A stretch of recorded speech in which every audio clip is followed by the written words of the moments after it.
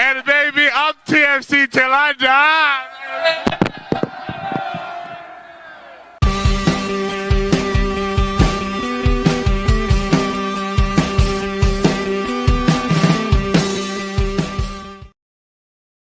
Hello and welcome back to Toronto Till I Die, the Toronto FC fan show.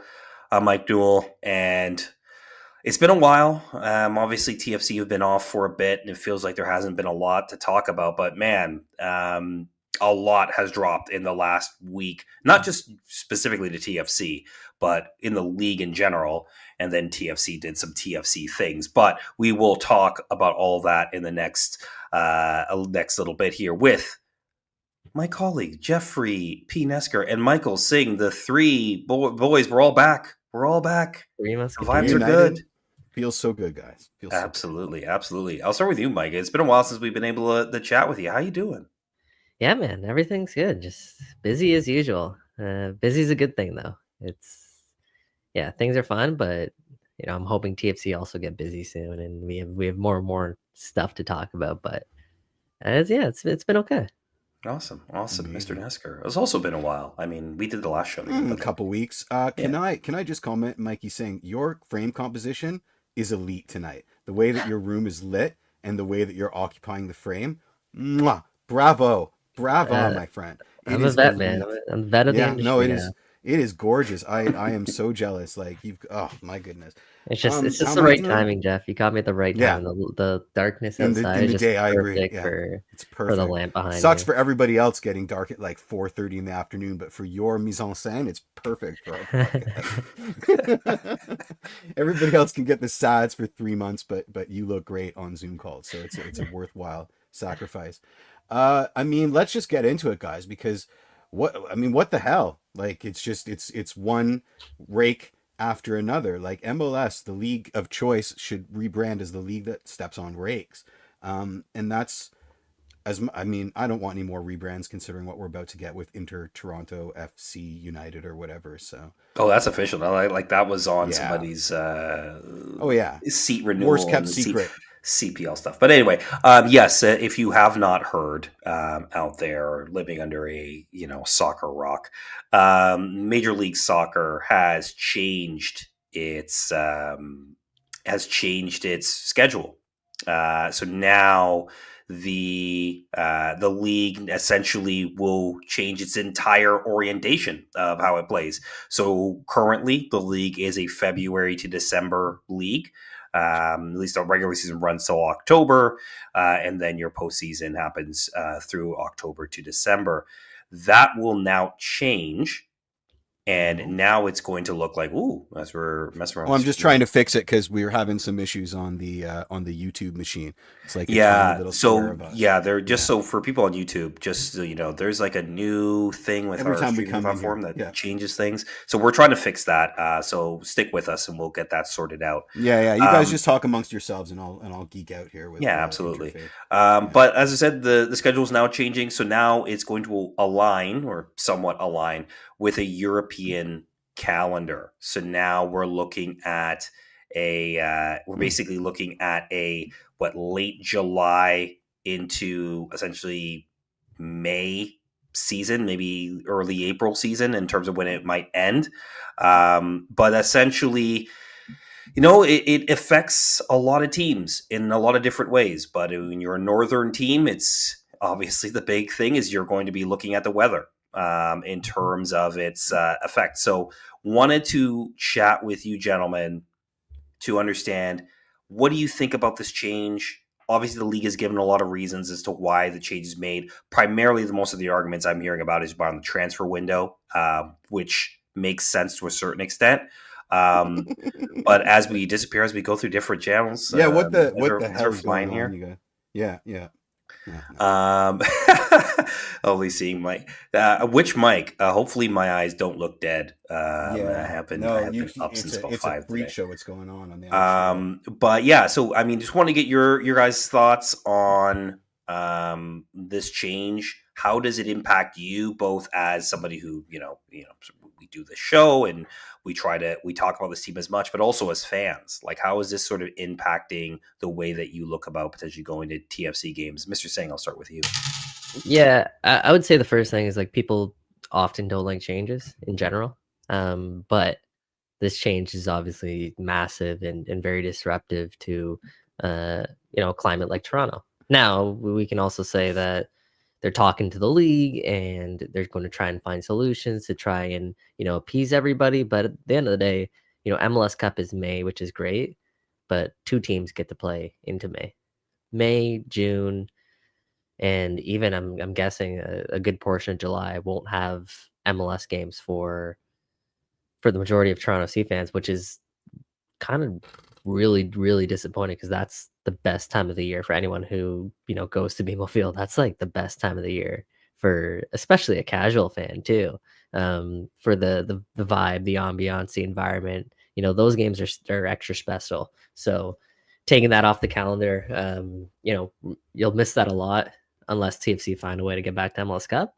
So maybe there's a possibility you get some games in May, but yeah, that's a tough break, I think, for Toronto FC fans. The league can manipulate the schedule like we've seen this season where Toronto FC start with a, 3-game road trip so that they don't play at home in February or, early March. But it's still going to take quite a bit of work, I think, to really, really get fans behind this. So, the gate revenue at BMO Field probably is going to take a hit if we're being realistic, especially the way that the team has played in recent years. But from a footballing perspective, I also understand the changes. It's just MLS is a bit of a unique league in the sense that it is a North American league, and it's kind of built on that premise of being a hybrid between the European leagues and like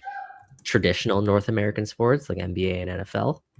So I don't know how exactly it's going to shape up, but I understand it, I guess. Yeah, it's interesting because for me, I don't know. Like I'm a little mixed on this in terms of how I feel about it, because on one hand, I think it sucks. Like, obviously, look, nobody wants to be spending a ton of time in the cold, watching games, and look, I've seen a lot of reaction to this, and reasonably so, right? Like, yes, okay, the wonky math on 91% of the games the league's saying is going to fall into sort of the way that the current league structure falls. I don't know if that really is true, but it doesn't change the fact that the majority of these games are going to be happening, in colder months. And yes, okay, they're going to take a winter break between sort of December and going into sort of the probably mid to late February to avoid the Super Bowl, and sort of restart the season after sort of as the current season starts now, which is I think the last week of February or the second last week of February. So from that perspective, I think that that sucks, because basically you could have a game in, let's just say, sort of mid to late November, home game, and then you're not seeing your team again for nearly 3.5 months, right? And that would suck. And I think it just sucks in terms of the just sort of the momentum of the league. I think one of the things that the league is trying to eliminate by doing this is playing through international breaks, having a break, becoming irrelevant during that time. And yet you're going to take a winter break in between the season, right? And I think that is, other leagues are used to it around the world. Obviously, this is done in Germany. It's done in a lot of different leagues, but it's very uncommon for North American sports. Mm-hmm. And I think that I think that could harm MLS in a lot of different ways. Yeah, I think whenever you think of a change like this, to always follow the money. So MLS has in recent years has set the groundwork to become more of a selling league, especially for some of its young players that are coming through. If you're better able to line up the transfer windows, you have more opportunities of your players being let go at the start of seasons and being sold at the start of seasons. So they're able to probably generate a lot more revenue, which, as we know, league also takes a portion of that. Owners obviously get a great amount of revenue. So, while MLS traditionally was a gate revenue driven league, in addition to, sponsorships and partnerships that they do to draw in revenue, I think that tide is shifting a little bit where you can make a really large amount of revenue on transfer fees, especially for, clubs like Dallas or Philadelphia. But really like all around the league, especially with, more U22 initiatives and the more cap space that you get essentially for selling on players. So there's also that component too financially where it makes sense why owners might be a little bit bought into this, even some of the ones that are, in cold climates. Sure, and then I get that to a certain extent, and look, the opportunity to really compete with European clubs, with other clubs around the world for signings, for free agents, the windows matching, I get that both from a buying and a selling perspective. But this league is still, like you said, a gate revenue league. It is widely still driven by butts and seats, right? And I think I think in a lot of ways, we're talking about a Toronto context, but like in a lot of other markets, I think you may run into this issue where, people may not be willing to go out in December, or I mean, even in November for games. I say I'm mixed because look, I've gone to cold weather football games. It kind of sucks. I would still probably go to those games anyway, right? Like, it's not like people haven't dealt with cold weather football before, right? Now, maybe not as frequent as the new schedule will have it be, but I mean, I kind of look at it as, we watch football in October. That's fine. Okay, you're going to maybe watch a couple games in November. Okay, maybe you get you try to avoid a snow game like the CPL final, which was that was Insane. ridiculous. But, generally speaking, once you start taking the winter break and you go back into February, you probably start playing home games again in March. We're used to that. We've done that before. People show up, like it's so It'll feel like another off season. That's the one thing I just sort of like the winter break idea, like I've seen it, I know it works in other countries. I just don't know how it will work in MLS. That's the one thing. Yeah, I agree with that completely. Jeff, I know you're I fix have this. no idea. I think it's gonna be I think leave it because I think it was just a setup thing when we set up the link that I don't. Yeah, think you I'm can going to fix struggle with this for hours when we're off today. But I wasn't. I'd love to say that I was paying attention to everything. That's okay, Jeff. One thing for listeners or viewers who are actually watching this live, turn your phone screens horizontal if you're watching it on your phone, because then you'll get the full landscape view.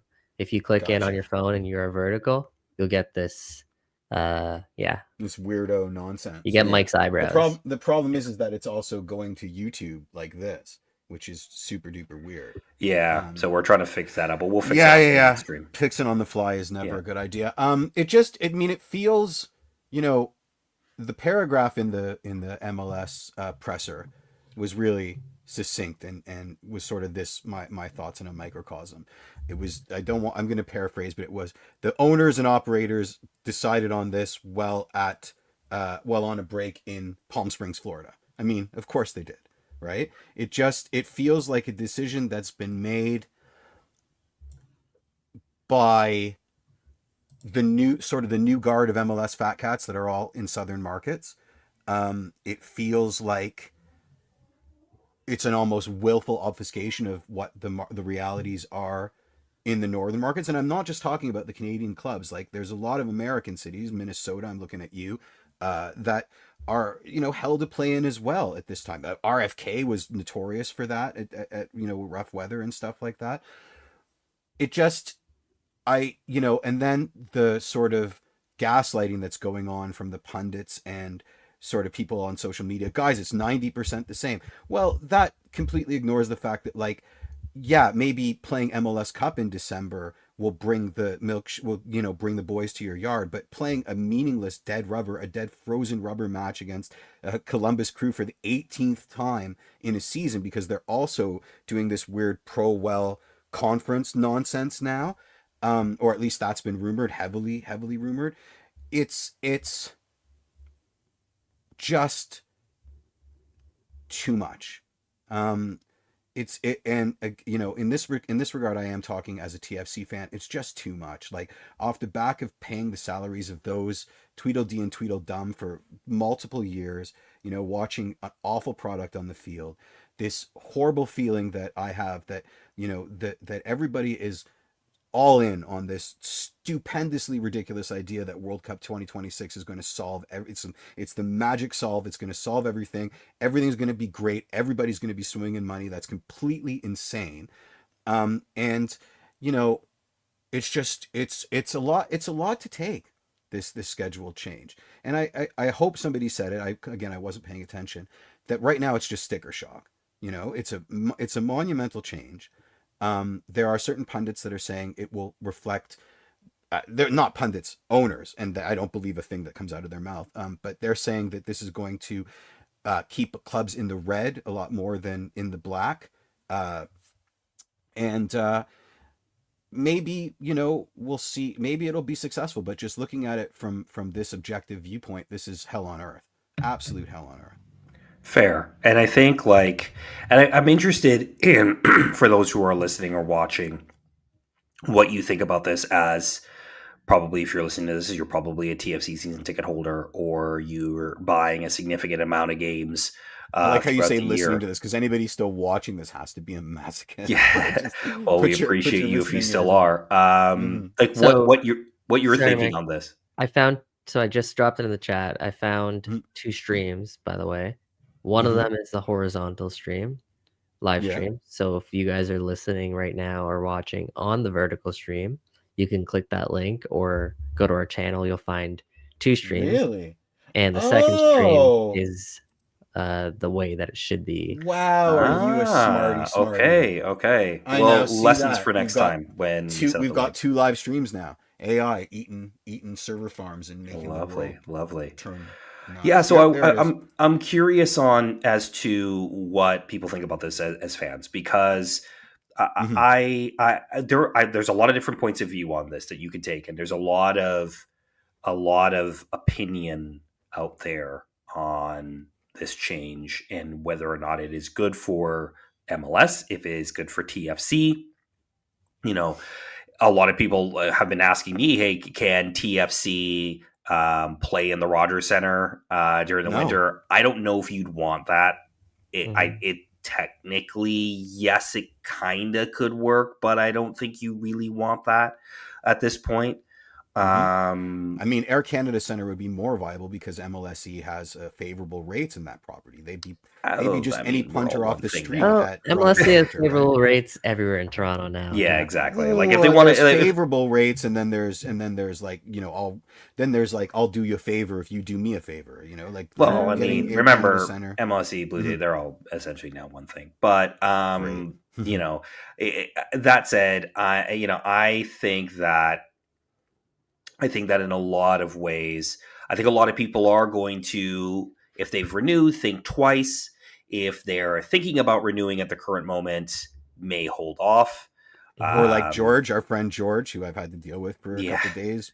You know, are people that have renewed and are now having sticker shock because, again, you know, 9 matches. Like the balance of home matches being played. So let's get into this really quickly, because first let me quickly interject, because there's one thing I forgot. Every fan base, and I don't know if you've also noticed this, but this is when the MLS news came out. Every fan base was like, it's not my problem, right? It was like it was a game of this. Like, I saw people from Cincinnati that were like, we don't have to worry about it. We're just going to win MLS Cup and then everything will be great. And I saw that like go around the league, like, well, it'll affect other teams. We're going to be amazing, so it's not going to affect us. And I just, like, that is so arrogant, and it's only going to blow up in everybody's faces, and that's just more red flags for me. Yeah, for sure.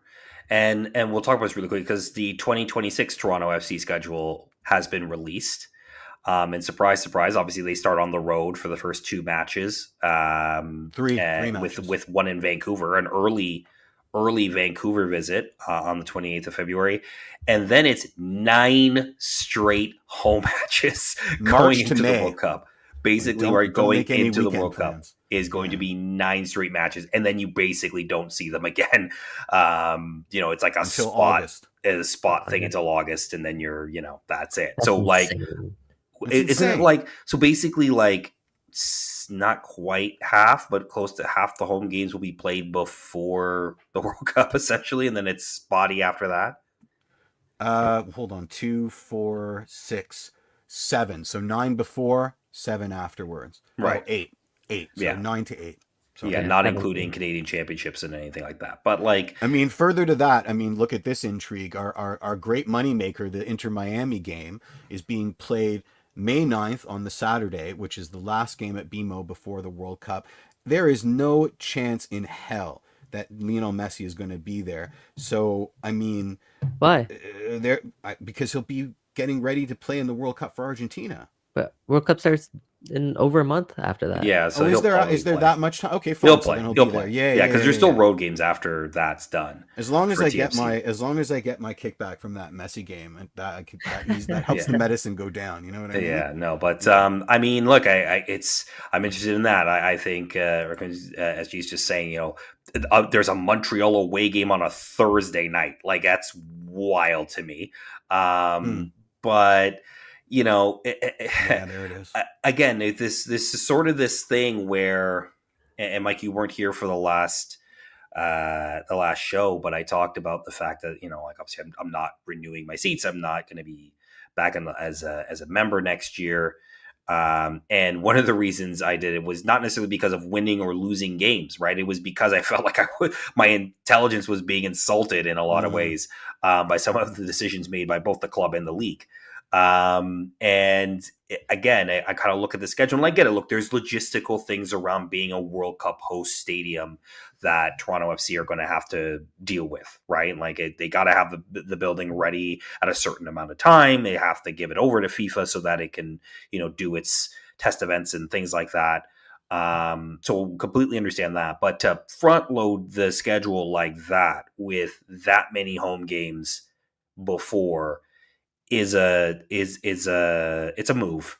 I don't know what the quite word for it yet is, but it's a move. It's a choice. Mikey's saying this is really fresh. Like, it dropped hours ago. What's the scuttlebutt, if any, that around the league? Like, is every fan base super pissed? Is every fan base poking at their schedules, going, "What the actual f?" Or are there some happier than others? I don't know. I wish I knew that answer. But honestly, whenever scheduled announces drop, I mean, there always is, a lot of reaction, whether that be negative or positive, mostly negative, I'd say. But this one's more bizarre than really. This is, I mean, that's what I'm saying. Like, this is, I don't see this as like a normal schedule drop. I see this as like an attack, almost. Like an attack. Well, I think an attack on my. What I'd also say is just get used to it a little bit too, because this is the type of stuff I think a lot of northern cold clubs are going to start having to deal with come the 2027 full season, let's call it. No, that's the truncated practice season. It's MLS. No, that's the again. Full season, because there's a truncated practice season, and then the full season comes. Yeah.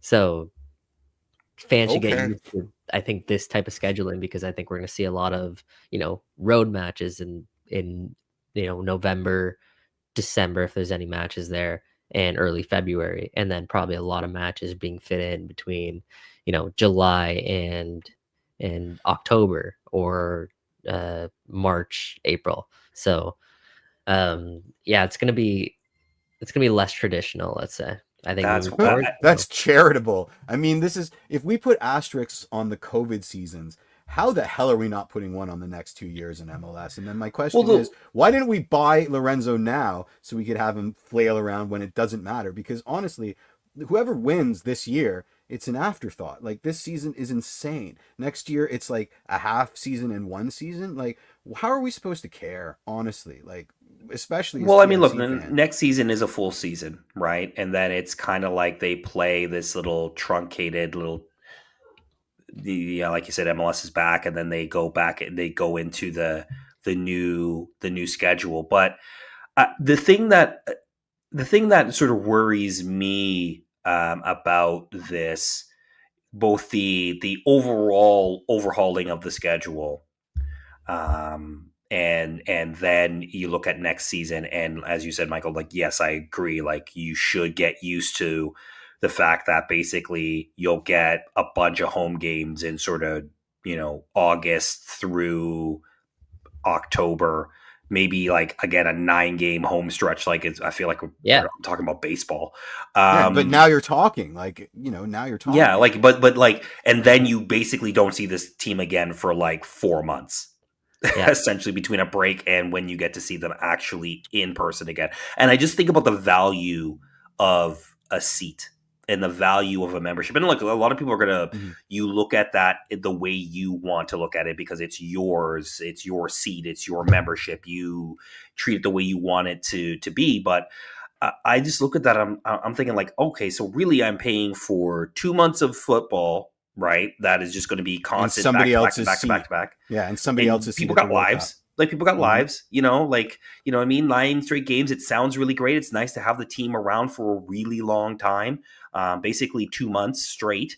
But, are you going to make all those games in No, 9 straight? it'll be tough. It'll be nice during it. Like, I think during the times, it's obviously a treat when TFC get to play at home. It'll be tough to make all those games, Mike. I agree, and it's way better to separate out. But like, when they're away, it's gonna be quiet. You lose that connection. You know what I mean? Yeah, and like, and look, the other sort of bit about this is, as there's so many news dumps in the last week, we've been talking about on the show, the MLS Apple deal is changing again. Yeah. Where now you no longer need season pass. You're basically just going to have MLS on Apple TV, right? We're not sure yet whether that free subscription is Apple TV as you know it now, with a subscription and you're, in my case, as a season seat member, the free MLS add-on, or whether what they're giving you is Apple's new ad-based tier. Right? It probably is the ad. It probably is the ad. I would say a 90% chance. It's probably that. You will get Apple TV in your membership, but it will probably be. But it will be a different experience than what it was this year when you had Apple TV and then the MLS adjunct thing, which was itself absolute BS and made no sense. But now, once again, you're getting less for more. Another point of order is this: why do you think there's so many home games? Because look, I'm very sensitive to the logistics of a sporting environment. I watched a 2-hour documentary on how baseball teams do it over 180 something games, and it's mental. The amount, it's like a Taylor Swift tour times 20. Like, the amount of moving parts, it's mental, right? So I harbor no illusions of how difficult it is and how much of a absolute impossible mission this was. But can't you I'm going to be a big cynic here. I mean, it's staring me in the face. All of these home games are when there's still going to be 17,000 extra seats in BMO. After the World Cup, who the hell knows what's happening to that stadium? But I look at this schedule and I'm like, once again, all I'm seeing is dollar signs. This hope for dollar signs as it ramps up to the World Cup and everybody and their mother can't get a ticket to go see World Cup games. Hey, well, there's 9 TFC games in a row, so, come and see the stadium beforehand because you're not getting in for the World Cup. I hate being this cynical. I hate walking on this dark side of the street. But I mean, look at this. Look at this garbage.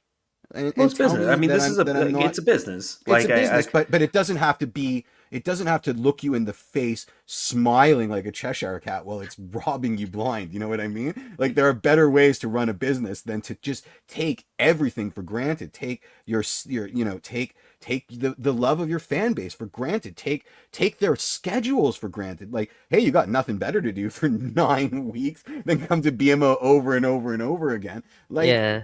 It's just so cynical. Like, I'm giving grace for the difficulty of the logistics, but like, we don't usually get as stuffed as we are right here. Like, we're getting stuffed weather-wise, schedule-wise. Canada teams don't matter to MLS-wise. Like, we're just getting stuffed, and they're asking us to pay more for the privilege, and it's starting to get really annoying. Yeah, Jeff, I agree completely. Like, we're fixated on TFC, but we know that this is, TFC were a small fish in a very large pond here with other bigger, more more Important. Say important. well, Important. important, but yeah, important definitely. I was trying to say like more Mm. like financial potential, like Miami, LA's, like those teams that invest a Yeah, lot I of mean the money. house of cards that is TFC invests Miami. a lot of Once money for Messi sure. leaves, that place will be a ghost town. And Uh, all that investment. I mean, listen. Hey, they're opening up that Freedom Park, so we'll see how that goes. Yeah, I mean he's not going to live forever, and he can't play forever. So I hope you have a succession well, plan for I'm the sure best they player do. that ever played. I'm sure for they an- do. It won't be a Messi, but I'm sure they're going to get. It you will know. be messy, and that was my joke of the day. But yeah, I agree, guys. Let's put a bow. Yeah. Let's put a bow on that one. Yeah, It Mm. sucks for fans completely. The league could still make a lot of money off of those changes, and I think that's the biggest thing is there's potential for more money if they can find a way to tap into the global To that World Cup football fever. world. Well, look, Catch the hey, taste. the way that Mm. TFC fixes it, have a good off season, get some players, and turn this team around. That's how you Great fix segue. it, Great right? segue. Like Martin that's Bailey's tweet was acid tongued. It was perfect. Yeah. It was Hernandez has like 3 months to figure it out, because by the time that this 9-game home stretch comes, if we are like willfully inept, they're gonna burn that place down to the studs. Well, yeah. I mean, look, you're right. By the time that 9-game homestand, let's call it a homestand because, like, well, let's use baseball terminology. Let's because call it a that's last essentially stand. what it is. Let's call it Custer's last stand, because that's entirely what it is. Literally, if they're out of Mm. it as they were out of it at that time this past season, like realistically, we were saying this by April. We were like, oh, this team is not gonna make it. Yikes. Yeah. Okay. So let's get on to happier, funner, laughier topics here. You know, as we're in the off season and TFC hasn't made any signings yet, they can't make any signings really because, you know, the season's still still going. Is this the first scheduled drop ever in MLS while the season's still going? I mean, that's also that's bad. It's a good optics. question. It's I don't know. It's like we got to get this out while there's still, you know, like it just everything is a dump. Like you said it yourself, it's a data dump. Like, you know, don't pay attention to how crappy this is. Yeah. Well, they did. Friday, Well, you know there's what I no mean? games Like, on. Yeah, in an international break. So interesting. Before we but- switch gears, this yeah. is a complete non sequitur. What do you guys think about John Herdman coaching Jamaica potentially? I'll believe when I see it. We actually did an interview with John Herdman, so What, recently? Ooh, there'll be stuff coming. Let's Ooh. Okay, see what happens. table that. Yeah, we'll table it. Goodbye, Steve McLaren. You stepped on. Yeah, you stepped can't be on the- Curacao. stepped on the rat's nest there. Anyway, but hey, you know they get Solomon Islands, or what they get? Is it Solomon Islands in the playoff? Yeah, Or I can't I remember. think it is. They should win that playoff. Anyway, one of the things that we want to do in the postseason or in the off season, postseason for some teams, off season for us, is, you know, sort of look back at sort of the last couple of years of TFC and sort of start ranking some players, because, you know, we've had it's 5 seasons now on the bounce of no postseason, and we kind of talked about the reasons why we think this team is in this position at the moment, decisions made in the past that have brought us here.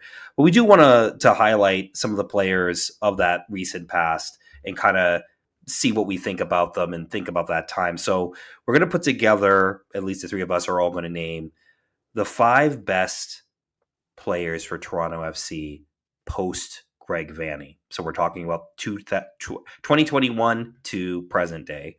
Yeah. I pitched to see guys, and the reason why I love did it is because I'm hopeful that this off season is the turning of a new leaf. I think most important off season ever. Well, yeah, here we go. The most important off season in Toronto FC history. Version 5.1. I think no, but I think the position that they're in this off season with the amount of flexibility that they have is a position they haven't been in since really pre Greg Vanney, or not pre Greg Vanney, but like when Greg Vanney was around, right? They finally have financial flexibility. They have a lot of contracts coming off the book. There's a lot of positions to be filled. I don't think they've had this this much flexibility in quite some time. And I think they're backed by MLSE in a big way. And I think that there's a lot of wheels turning at TFC right now to turn this team back around, and they have the potential to do so. So, they're saying goodbye to a lot of players of the post Greg Vanny era, and they're going to be welcoming in a lot of new players beyond that. So I wanted to do this just to look back and hopefully look forward to just a new fresh slate in 2026. Absolutely. And for those listening and watching, put your top 5 in the comments. Love to see what you guys have for your best 5 players in the post Vanny era. But okay, how do you want to do this, Mike? Do you want to start with go one by one? Do you just want us to rattle off the 5? Let's do it one by one. Start at 5 or start at 1? No, each person name their fifth, or each person name all 5 of their players. Okay. And then you want to rank it? You start by 5. No. You rank your own players. Okay. Yeah. You can talk about why. I'm ready to go. Okay, go, Jeff. Who's number 5? Number 5, Crescido. Wasn't here for very long, but really was an important player.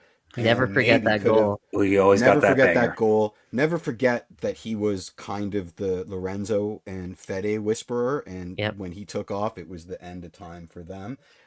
He would rank higher, but he was here for 5 minutes.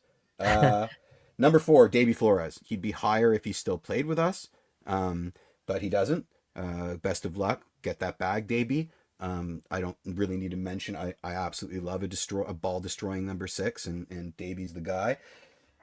Number 3, and I think I can put them together. It's Nixon Gomes and Zane Monlouis, because they both played about half a season together, and that's crazy. They're the new guard. Number 2, my boy Alonso Cuejo. And the only reason that Alonso Cuejo isn't number 1 is because Sean Johnson is. And I honestly had to look to make sure that Sean Johnson didn't play under Vanny. But he only came to the club in 2023, guys. It hasn't been that long. Yeah. So we don't have the same 5. Yeah. Oh, amazing. We have some players, but we don't have the same 5. Yeah, it's not even close. Wow. And just to clarify the rules here, because I see some people commenting here, and a lot of people are commenting players. So we are picking players that were signed after Greg Vanny left. Yeah, so you can't pick Richie Larea. Because yes, I know he left, you sort of can back, it's but he was originally signed under Greg Vanny, right? So I don't think he would count. So we're talking about players that were signed by Toronto FC after Greg Vanny left and had never played for Greg Vanny in a Toronto FC shirt. This is how seriously I took this assignment. I didn't put a space in for Victor Vasquez's last remaining vertebrae. All right, and it hurt me not to do that. So I just want you guys to know. I will say my top 5 includes players before that played with Greg Vanny under Greg Vanny. I didn't get that was the memo. Okay, I might have missed that note in the chat. So I mean, it was supposed to be the post Vanny year. Well, fair enough. I mean, they paid for Vanny too. It was my thing. You guys didn't play by the rules, so technically, you guys are the ones that are wrong. All right. Let's go. Larea. Go. Do you want me to do mine? Yeah. So some honorable mentions is Davy Flores. I agree, Jeff. Matt Hedges, and for me also Kevin Long deserves a shout there. Mm-hmm. Number 5, I have Georgi Mihalovic. So I went about it a little bit more analytically, and just looking at goals plus assists per game. Since the 2021 season, Georgi Mihalovic has the best goals and assists per game out of any Toronto FC player. So 0.6 goals and assists per game. That's 4 goals, 2 assists in 10 games. So very small sample size. But the next closest contributor, just for reference, is Fede, who had a 0.44 goals plus assists per game. So he still is a decent clip above that. But more games, more matches, I think he'll jump very high up that list very quickly. So positive start for the Georgi Mihalovic era from a goals assist contribution perspective. Number 4, I had Federico Bernardeschi. Look, he can fall under both categories in terms of he was actually probably Toronto FC's best player for a couple seasons, and at the same time also one of Toronto FC's most disappointing players because of that. But you also got to remember that he led Toronto FC in goal contributions since 2021, and he did so at times playing wing back. And if there's one thing, while he was on the pitch, what you can't question was Federico Bernardeschi's commitment to work rate. And I think he tried to do everything he could to win. At times, yeah, sure, maybe a bit too selfish, but I think he deserved a shout, at least on the list. So number 3, this is where it is. I chose Richie at number 3. I think one thing that held him back was just availability.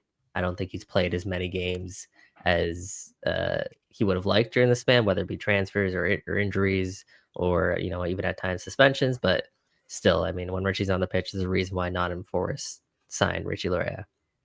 Number 2 is Ozo. Ozo by far has the most games played since 2021, 123 games played. And if you remember the 2022 Ozo season, and even 2021 and 2023 a little bit, like he was producing goals and assists, second most goal contributions from a midfielder, or second most goal contributions, and he's a midfielder. So had Ozo, and number 1, I agree, Jeff, Sean Johnson. Sean Johnson has been the best Toronto FC player, I think, in the post Greg Vanney era, most consistent, and he's a free agent this year, so we'll see what happens. And probably not coming back. Okay, interesting. Okay, so good list. I chose my list of players who did not play under Greg Vanney at any point. So we're signed out as you were supposed to do. Okay, so I will start with my number 5. My number 5 is DeAndre Kerr. Again, from a growth perspective, I look at a player that came in, and look, a lot of people are always going to look at him and are going to look at Jaden Russell Rowe and think like, why didn't we take Russell Rowe over DeAndre Kerr? But I think he has grown a lot. He still has a lot of improvement to make. Like, he is not there at all. To be perfectly honest, he may not fully get there, but I think he's had moments, and I think just in terms of that growth, that's something to write home about. Third most goals, by the way. Yeah, since 2021. Exactly. Which, I mean, it's not saying that is TFC's single game goal scoring leader, record holder, DeAndre Kerr. Even if it's against a semi-pro team, Saint Laurent, still a record. Still a record. Not at number 4, I have Alonso Cuejo. I think low. Again another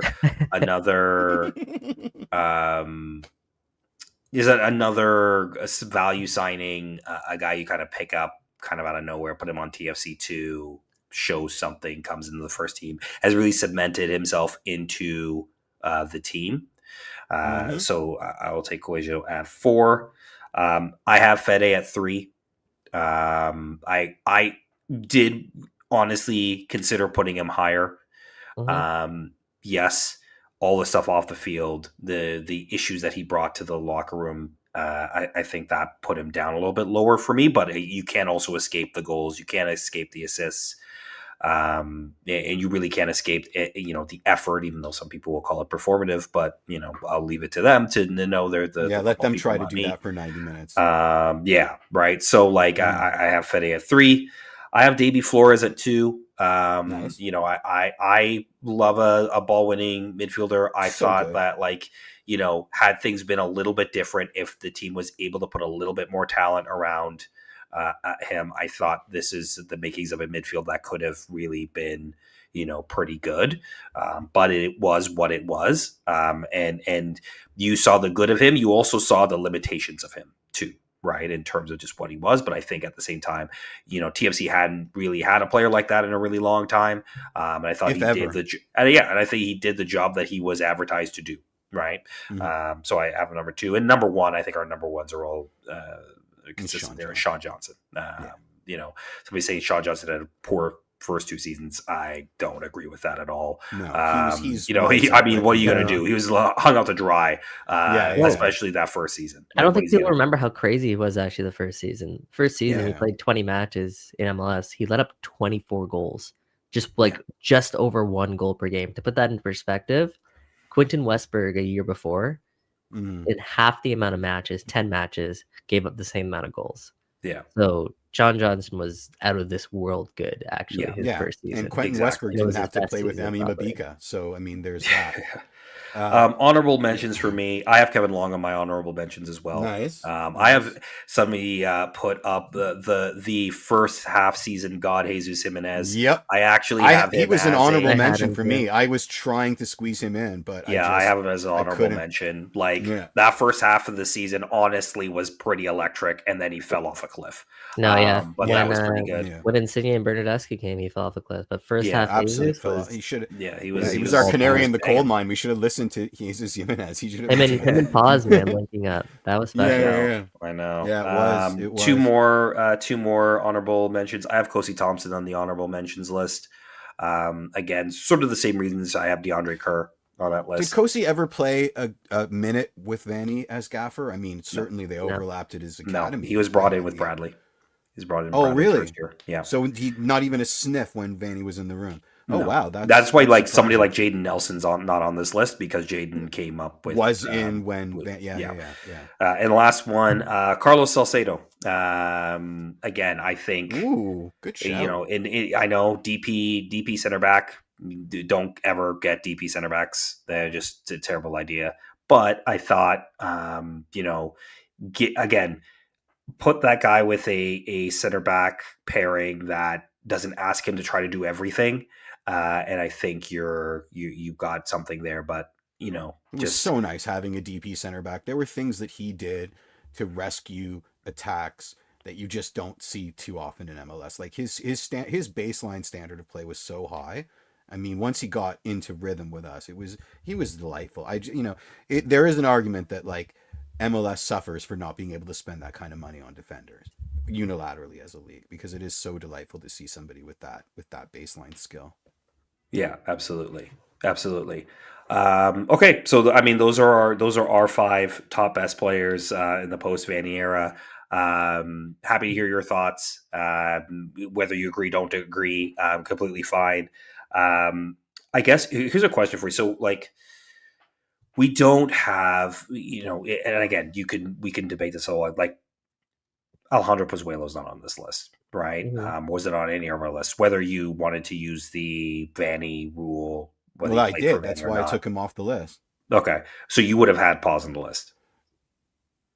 I mean, I'm not like, what is it? Best TFC players of all time? I don't know if he makes. No. 5. Like my thought process is just the best players between 2021 and 2025.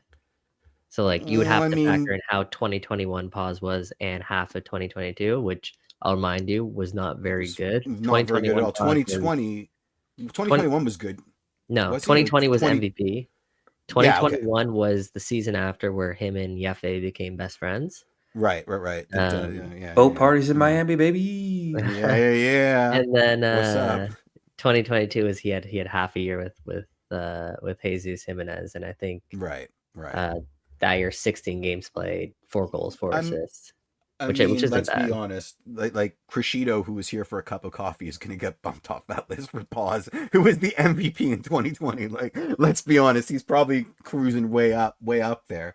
The problem with Paz is hard feelings, right? Like, I mean, we knew he was an assassin when he came here, but him leaving, I didn't like it at all. But yeah, absolutely, he would be on that list if we move the goalpost. Absolutely. Yeah, I think it's funny. All of our number ones was Sean Johnson, but here he goes heading into the off season by Toronto FC not picking up his contract. Now, I think we all understand his contract option would have been really expensive. I think he was the 3rd highest paid goalie in the league. His contract option probably would have seen an increase. How important do you guys think it is for Toronto FC to try to bring back Sean Johnson, and how big of a loss do you think he would actually be to this team at this point heading into 2026? It depends. So I think it's a big loss, not just from a goalkeeping perspective, but just a voice in the locker room perspective. But it also depends on who you might be targeting to replace him, right? Let's say it's the rumor that's true, Max Crepeau, right? Loss, but it is the burn is salved a bit, You know what I mean? Like from Max Crepo perspective. So from that, if you end up getting a Max Crepo, then I don't think it's as big a loss. I still think it's a loss, but I don't think it is as big a loss as if you say he's gone and you're giving the gloves to Gavron and saying like Gavron's the number one now, which I don't think he's ready for yet. But Yeah, I think we all agree. yeah, but like it depends. Really, it really depends on where they go in terms of if you're not bringing him back. Well, who are you bringing in to be the number one? I mean, his skill set is so unique, right? Like with respect to how he plays his position. It's not to say that he's irreplaceable, but honestly, you're taking away the one thing that was starting to hum with this team before we were summarily dropped out of MLS adventure. So I think it's existential. I mean, there's only so many things you can be. There's only so, like, you can't fly the plane while you're building it, right? And we started to build the back of the plane where the jet engines and all the fuel is kept. And if we let Sean go, and I think it's just one of those things, he probably won't be back. You can't be blasé about it. It's a huge loss. You know, Crepo doesn't. He's not at the same standard, and in terms of form, he's in terrible form. I mean, we're going to get him for a song from Portland, so it's another redemption case as opposed to Sean John, who's quietly become Mr. Dependable back there. I think. You know, I understand why it's going to happen, but I do think it's a huge loss. That's fair. A lot of people in the comments are saying Carlos Cornell, who just was released by or not having his option picked up by New York Red Bull, could be a replacement as well. Which again, I don't think I would necessarily have any issues with either. You know, whoever they're going for. Because I do believe they're going to go and get a goalkeeper to be the number one, or at least really compete for the number one spot. You know, has to be somebody who can really command a back line, who can not just be a really good shot stopper, but I think in the way that they may want to go about playing is going to have to be really good with their feet. And again, to answer your question, Michael, I think it's still a loss no matter what for this club in terms of the leadership aspect of things. But from a goal shot stopping perspective, from being able to play at the back perspective and work with center backs, it'll depend on who they bring in. Yeah. I have PTSD from the Bono Westberg latter years there, and how hard it was to find a, you know, such a reliable goalkeeper. It's hard. It's not easy. It's really difficult. It's really difficult. You can find guys who can do the job, and then guys who can excel, right? And then that's the thing with goalkeeping. Because like even if you think back, even prior to that, like you had Alex Bono, who had a very special 2017 season, but from that point on, he really struggled to find himself, and it wasn't until Quentin Westberg came in and he had a good, season, 2 seasons, and then he completely lost himself. And before Alex Bono, you had a season of Clint Irwin. And then before that, it was anybody and everyone. It was anybody you could find off the scrap heap. Yeah, exactly. Remember the Milos Kosic? Remember when we had Stefan Fry? Remember Julio Cesar came here as a good life fitness. He treated TFC as like a fitness club to get in shape for the World Cup, and we were all like salivating. I mean, it was pretty cool, but regardless, I will never forget picking Milos Kosic over Stefan Fry. I will never. And Milos Kosic is a nice guy, great guy. But let me be the devil's advocate, because you keep saying leadership, etc., etc. I mean, that's not his best selling factor. Like, he's a great leader and they leak goals. Like, he's not putting that on his resume. Like, he's been really good at the back for us, almost in spite of the mess at the back. So I would say the one part where he isn't, all conquering is that. And if we can get a goalkeeper who's maybe 90% of what Sean John is in terms of the actual game, but 100% more in terms of yelling and screaming and organizing the back line, maybe that's a worthwhile switch. I think he's pretty vocal back there now. I agree. I think he is vocal. I mean, is it working?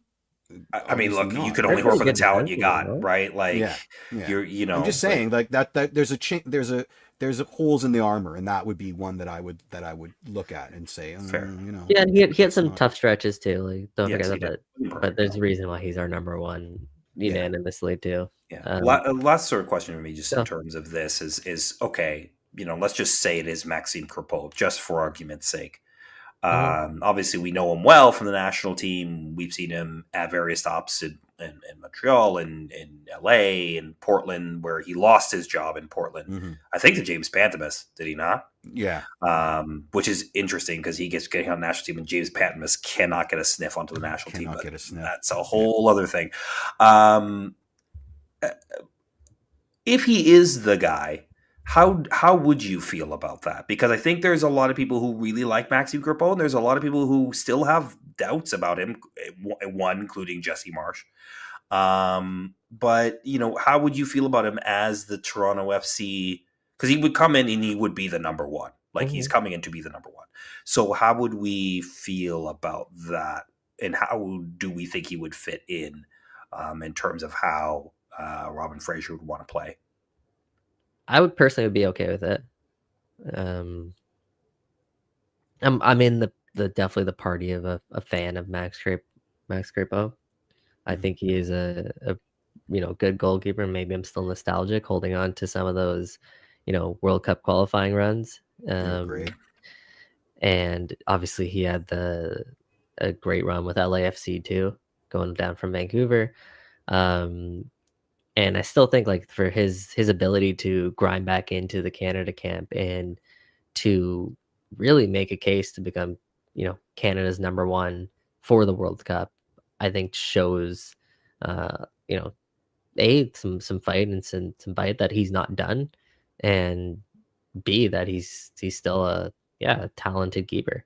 Um, so Mhm. I would be okay with it, but again, like it's a position we just didn't have to think of for the last Yeah. 3 years, and now it's back as another position in addition Of to the need. other 5 positions on the pitch that you gotta fill for Toronto FC. So it's yeah, it's you're gonna take for granted, I think, a little bit about just or we take for granted just how reliable Sean Johnson is, We really just a did. little We bit, really did. and might Yeah. might come back to bite us.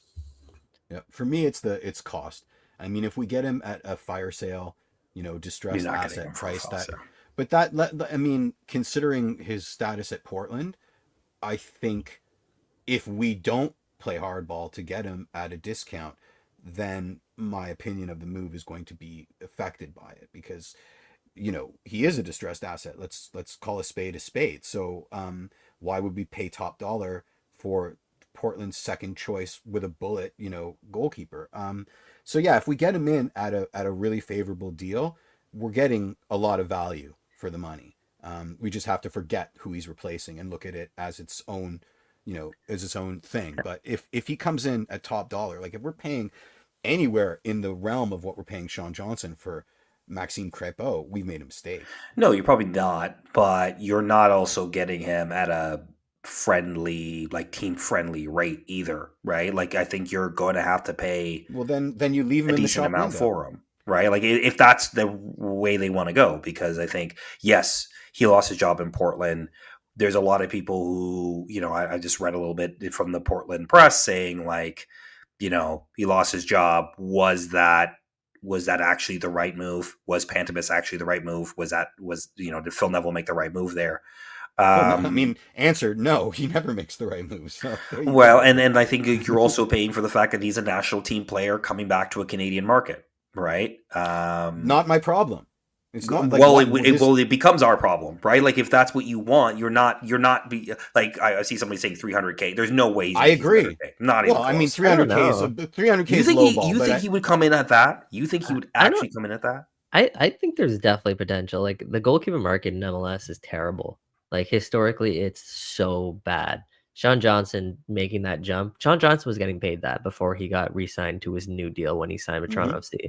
He was at the time like one of the top free agents out there, and Yep. he signed that deal. Now, obviously, things have changed, things have inflated, but Max Crepeau is not Sean Johnson when he hit free agency.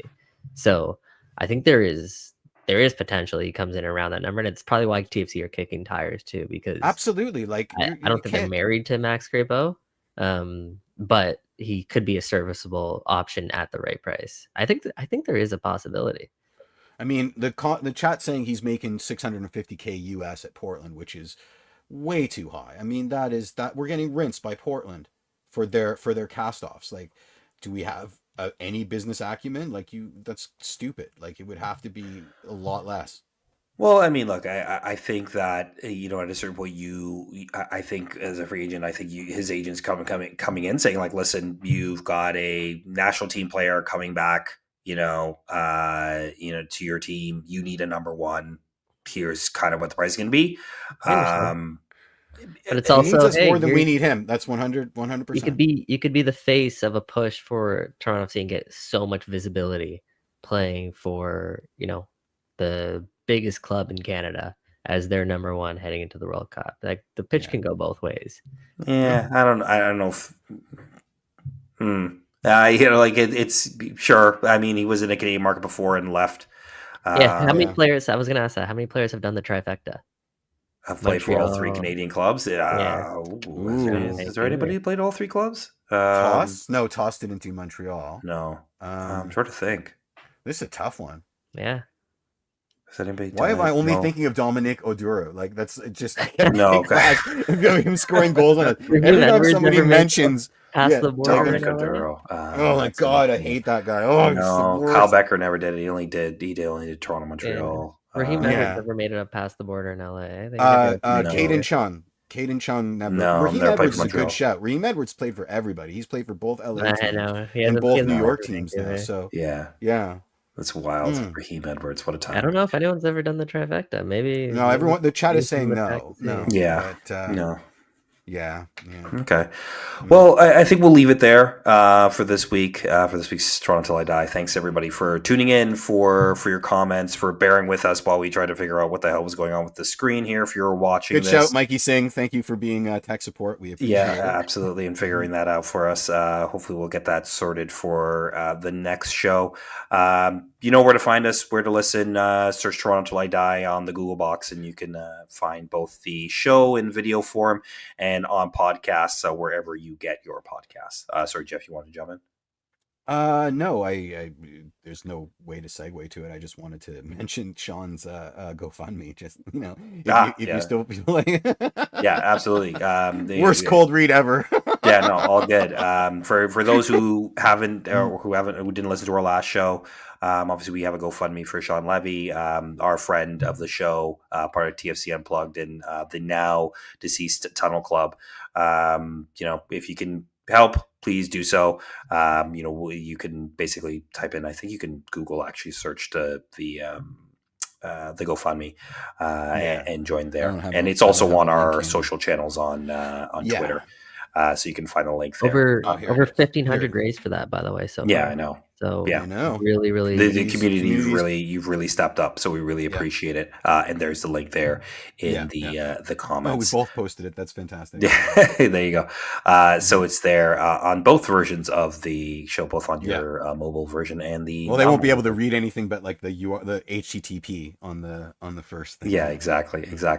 All right. For Mike Newell, me, Jeffrey P. Nesker, and Michael Singh. That's me. Thanks for listening. And we will see you next time. Cheers, everybody. Cheers, everyone. And wait, and baby, I'm TFC till I die.